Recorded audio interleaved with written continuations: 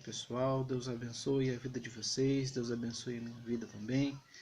E quero agradecer primeiramente a Deus por essa tarde, por esse dia 6 de maio de 2016. Eu senti de gravar esse vídeo para compartilhar com vocês algumas coisas que ontem, em conversa com os meus pais, a gente acabou questionando, conversando e apresentando cada um a sua visão. Eu deixo aqui essas perguntas e o meu entendimento diante da Bíblia Sagrada, que é a palavra do Senhor. Algumas perguntas como por que nós somos pecadores, por que a nossa natureza é tão pecadora, é tão podre como nós temos vistos nos noticiários e ao redor da nossa sociedade a gente consegue ver. A nossa natureza pecadora, ela veio como pecado original, o pecado lá no céu, onde Adão e Eva descumpriram a ordem de Deus, onde Deus tinha instruído para que eles não comessem do fruto proibido, porque dali eles teriam uma morte espiritual e por consequência também uma morte física, né? E perderam o direito à presença de Deus, à vida no céu.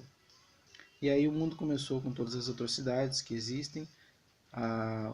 Satanás, que era o anjo de luz, Lúcifer, foi expulso também do paraíso porque tentou afrontar a autoridade de Deus, não sendo contente, não estando feliz com tudo aquilo, com a perfeição que ele tinha recebido de Deus.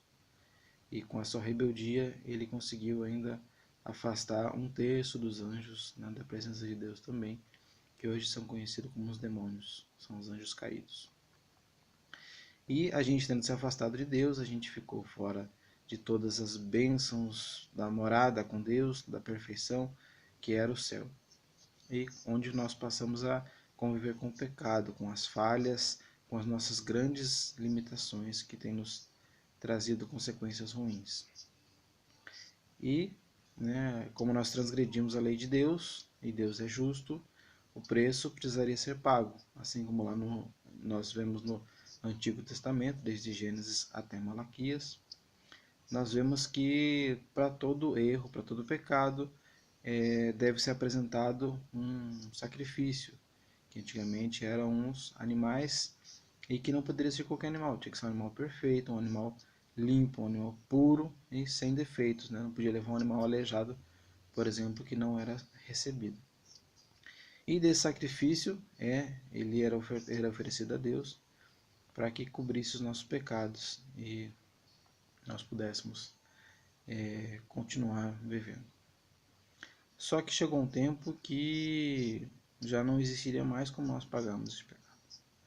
A nossa vida seria eternamente pecadora. Aí Deus, na sua infinita bondade, precisava de uma oferta, um sacrifício que pagasse por todos os pecados e fosse uma oferta perfeita, uma oferta onde realmente não houvesse pecado nenhum, né? E que passasse por todo aquele processo. E aí ele enviou Jesus Cristo, porque Deus é justo. E como ele disse que a gente não poderia ficar na presença dele com o pecado, ele precisaria limpar esse pecado, ele precisaria justificar esse pecado, pagar o preço necessário. Aí o que nós comentamos na nossa conversa foi, mas a qual lei, a lei de quem foi infringida com o pecado? E aí eu disse, o que eu senti de Deus, que nós infringimos a própria lei de Deus. Ah, mas como assim? Deus vai nos salvar da condenação da sua própria lei? De certa forma, sim, porque Deus é muito justo. E ele apresentou a lei, né, que ela seria a obediência a ele, né, e nós descumprimos.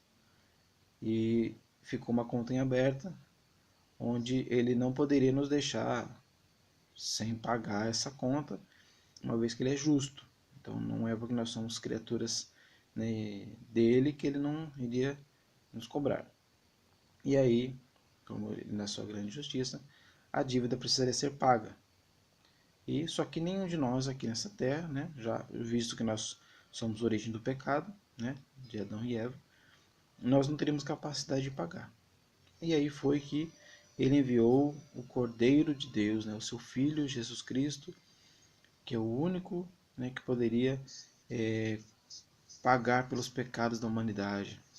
o único que é perfeito, não tem manchas, não é aleijado, e ele foi perfeito em tudo que ele fez.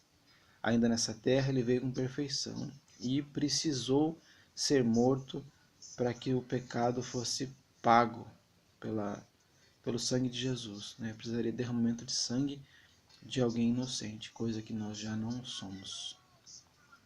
E é por isso que hoje, para ser salvo, para salvar a sua vida, a sua alma, e um dia morar no céu, nós precisamos reconhecer publicamente, reconhecer primeiramente diante de Deus, no nosso coração, que nós reconhecemos o sacrifício de Jesus, ou seja, nós reconhecemos que aquele sacrifício foi por mim, foi por você. E a partir desse reconhecimento, nós somos batizados em águas, quando nós confirmamos também diante dos homens, diante das pessoas, que Jesus Cristo foi o nosso Salvador e é o nosso Salvador até o dia da volta dele para nos buscar, para morarmos no céu. Então esse sacrifício foi pago, Jesus é justo. E aí nós começamos a entender, que a nossa vida é um grande tribunal, porque nós tínhamos uma vida normal, uma vida sem pecado, sem dívidas, mas a partir do pecado nós contraímos essa dívida. E o justo juiz, que é Deus, não poderia deixar passar isso sem que fosse pago. Aí vem o nosso sacrifício vivo, que é Jesus Cristo, ou seja, que é o próprio Deus, ele e o Espírito Santo de Deus são um só. E onde Jesus Cristo desceu, foi sacrificado e o pecado foi pago. Ou seja, Deus decretou que o pecado fosse pago e enviou o seu Filho para que fosse quitada a nossa dívida. E isso aqui do outro lado temos o advogado de acusação, que por sinal Satanás significa advogado de acusação.